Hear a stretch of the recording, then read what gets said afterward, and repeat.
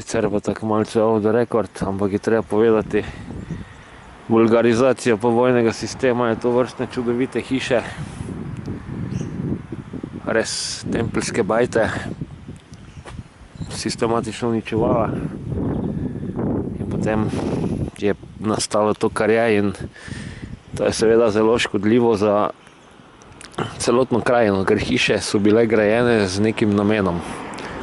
Že itak je gradnja hiše v okolje obremenjevanje okolja, in če ga že obremenjuješ s tem, da pač nekaj postaviš na njega, mora to imeti neki fizični in metafizični čisti namen.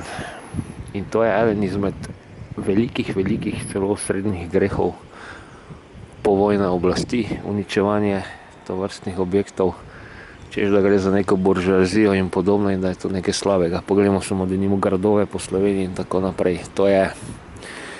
Da taka bajta stoji. Avstrija, Nemčija je ta glavni turistični in kulturni fenomen kraja, pri nas je pa razpadajoča bajturina, ki ima potencial, da se dejansko do konca zruši. Skratka, imamo marsikaj za sanirati v glavah in izven glav tudi.